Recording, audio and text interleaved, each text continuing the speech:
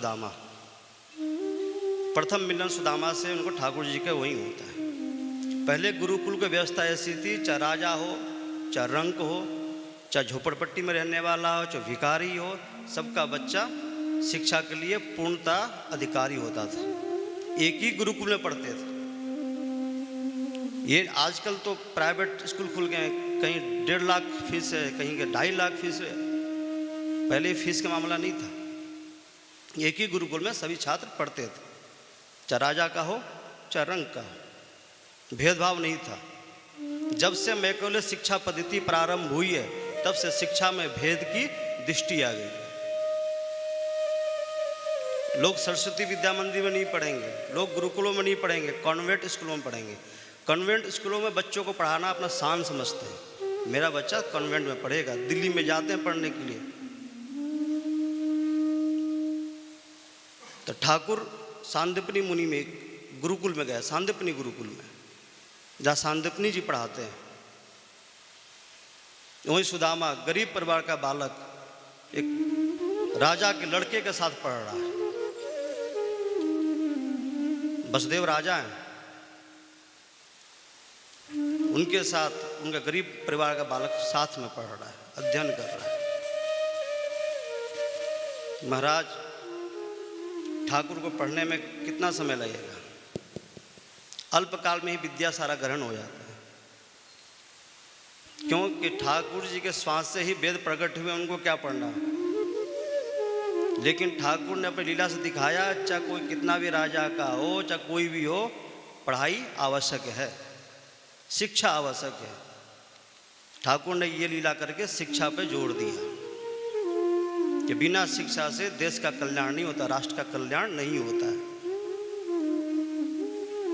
अगर समाज में, देश में अशिक्षा ज़्यादा हो तो देश के जो भी लोग हैं उन पे ही बोझ आता है।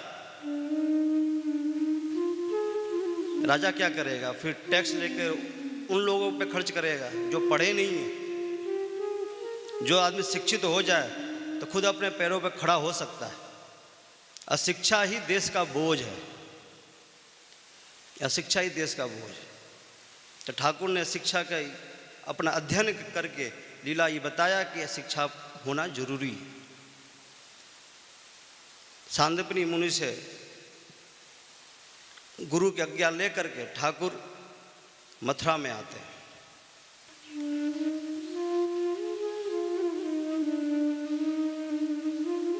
दाऊ दादा और ठाकुर भगवान श्री कृष्ण,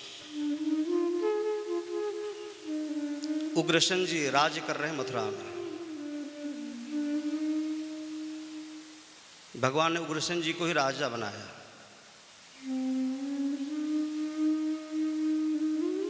ठाकुर तो सिर्फ मंत्रिमंडल में है, मथुराधीश बनना चाहते तो बन सकते थे, लेकिन नहीं, पहले बुजुर्गों का सम्मान होना चाहिए। तो उग्रसेन महाराज जी मथुरा के राजा है। वसुदेव जी मंत्री हैं।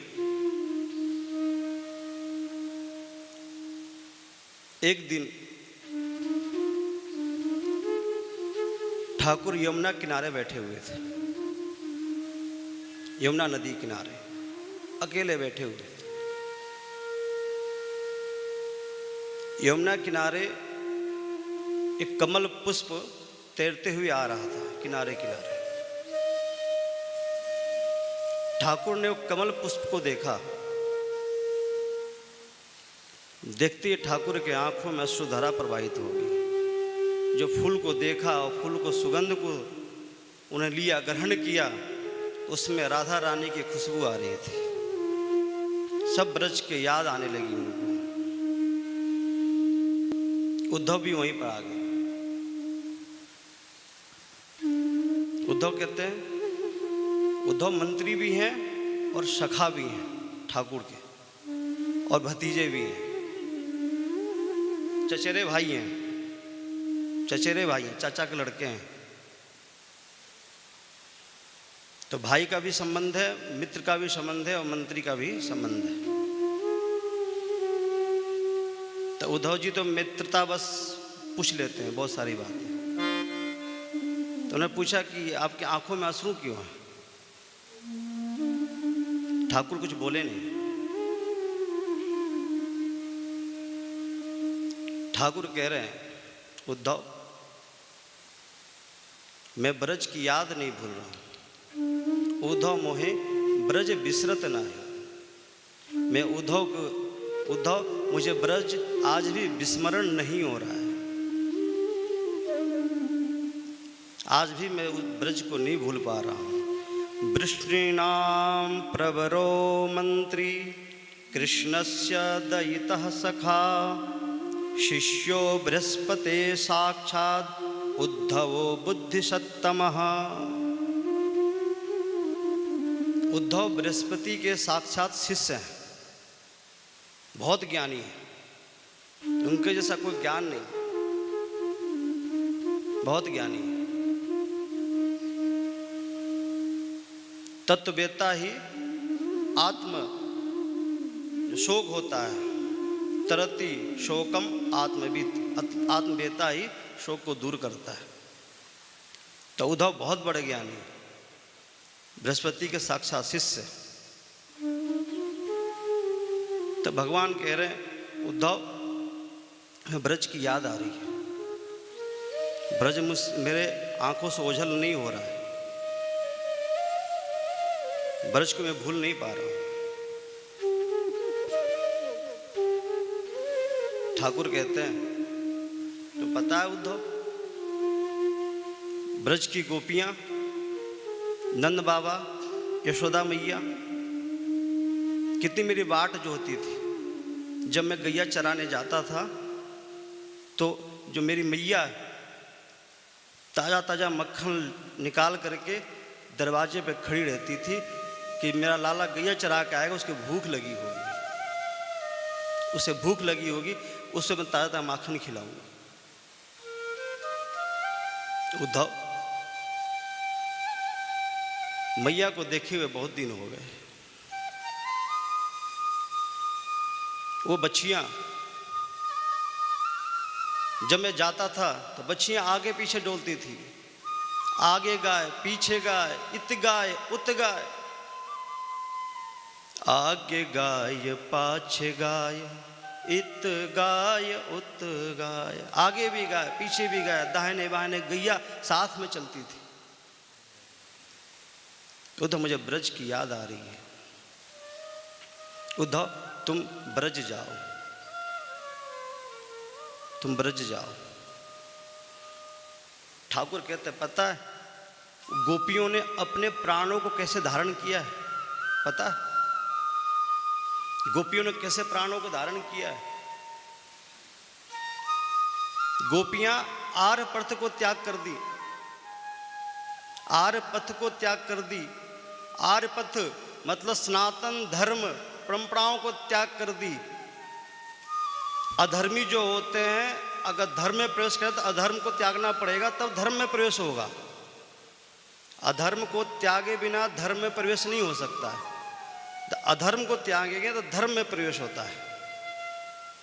लेकिन जब धर्म को त्यागते हैं तब जाकर प्रेम मार्ग में प्रवेश होता है। गोपियां धर्म को त्यागी हैं, सनातन धर्म को त्यागी हैं। धर्म को त्यागने के बाद अधर्म को नहीं अपनाया है। सनातन धर्म को त्यागने के बाद कोई अन्य धर्म नहीं अपनाया, अधर्म को नहीं अपनाया है। उत्तरोत्तर वृद्धि, वो प्रेम को अपनाया है, ठाकुर को अपनाया है। ठाकुर कहते हैं पता गोपियां अनन्य है, मेरे से अनन्य प्रेम करती हैं।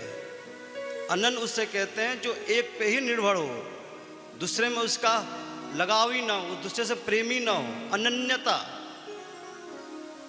ठाकुर कहते गोपियां मेरे से अनन्य प्रेम करती है। मैं अनन्य प्रेम नहीं कर पाता उनसे,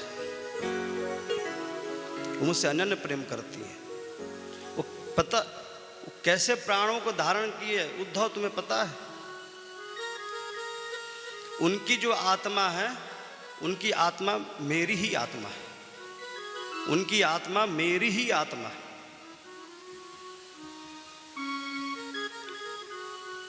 इसीलिए अपने प्राणों को धारण कर लेती है, इसलिए प्राणों को धारण कर लेती है। क्यों? कि उनकी आत्मा मैं ही हूं। अगर उनकी आत्मा मैं नहीं होता तो अब तक अपने शरीर को छोड़ दी होती, अपने शरीर को छोड़ दी होती। उनकी आत्मा मैं हूं उद्धव, उनकी आत्मा मैं हूं, उनकी आत्मा मेरे आत्मा में कैद है।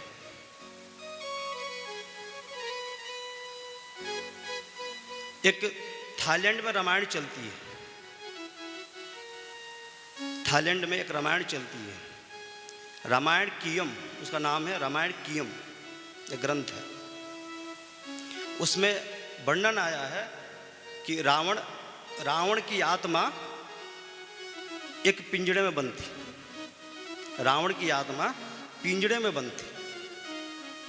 जो रावण के गुरु थे उन्होंने रावण की आत्मा को हरण करके पिंजड़े में बंद कर दिए थे ताकि उनको कोई मार ना सके। राम शस्त्रों बाण मारते लेकिन रावण मरता ही नहीं, रावण मरता ही नहीं, उसकी आत्मा गुरु के पिंजड़े में कैद थी। जब रावण मरे ही नहीं तब हनुमान जी ने युक्ति लगाया। हनुमान जी और अंगद दोनों उनके गुरु के पास गए, रावण के गुरु के पास। उन्होंने कहा गुरु जी हम तो अयोध्या से आए हैं, राम की सेना में से आए हैं, लेकिन राम राजा ठीक नहीं है, वो कृतज्ञता मानते भी नहीं है। हम कितनी सेवा करते हैं, कितनी पूजा करते हैं, उनकी हर काम करता हूँ मैं, लेकिन हमको जचे नहीं राम। अब हमने दोनों ने ये निर्णय किया है कि अब हम रावण के साथ देंगे, रावण का हम साथ देंगे, अब राम का हम साथ नहीं देंगे। गुरु जी ने कहा कि बात बहुत बढ़िया, चलो रावण के प्रति इतना प्रेम है इन लोगों का, अच्छी बात है ना। कह के आप रावण को हमसे मिला दीजिए, हम रावण का साथ देंगे, उनके मंत्रिमंडल में हम शामिल हो जाएंगे सेना में। गुरु जी विश्वास कर लिए। गुरु जी ने कहा कि चलो चलो रावण के दरबार में चलते हैं। तो हनुमान जी और अंगद जी रावण के जो गुरु हैं उनके साथ चल दिए। तो हनुमान जी ने कहा कि गुरु जी एक चीज़ भूल रहे हैं, जो आपके पिंजड़े में आत्मा है ना वो आप छोड़ के जा रहे हो, उसको साथ में ले चलो, सही रहेगा। गुरु जी ने कहा हाँ बात सही कह रहे हो, आज के लुटेरे ज़्यादा घूम रहे हैं, कहीं राम के सेना का कोई ना आ जाए, वो आत्मा लेकर ना चला जाए, न रावण से ही मारा जाएगा। तो कहा कि ठीक है। तो हनुमान जी ने अंगद को भेजा, जाओ जाओ तुम गुरु जी का जो पिंजड़ा है वहाँ से आत्मा ले आओ उनकी। अंगद गए, वहाँ पे एक दूसरा आत्मा निकाल करके असली आत्मा रावण की अलग रख लिए और दूसरा पिंजरा नकली पिंजरा लेके आ गए। अब गुरु जी को दे दिए, गुरु जी आत्मा रावण की है। हनुमान जी ने इशारा में कह दिया अंगद तुम जाओ समुद्र के तट पे किसी किनारे में इस आत्मा को गाड़ दो। अंगद जी चले गए और आत्मा को गाड़ दिया गया। जब फिर राम रावण युद्ध हुआ तो रावण मरे ही नहीं। तो हनुमान जी ने याद दिलाया अंगद जो पिंजरा गाड़ा था आत्मा उसको निकाल, उसको निकाल, फिर राम के सामने लेके आ। तो वो उसको निकाल कर ले आया आत्मा को और राम के सामने रखा और राम ने बाण मारा तो रावण की मृत्यु हो गई। थाईलैंड रामायण में आता है। रामायण हर देश में है, रामलीला हर देश में होती है। ठाकुर के अनेक अनंत कथाएं हैं। तो राम कीया ये ग्रंथ है, नाम है राम कीया। तो ठाकुर कहते हैं कि जिस तरह से आत्मा उसकी कैद थी उस तरह गोपियों की आत्मा मेरे में कैद है, इसलिए बेचारी प्राण छोड़ती नहीं है, शरीर नहीं छोड़ती है, उनकी आत्मा मेरे में कैद है। कहते हैं उद्धव तुम्हें पता है जब गोपियां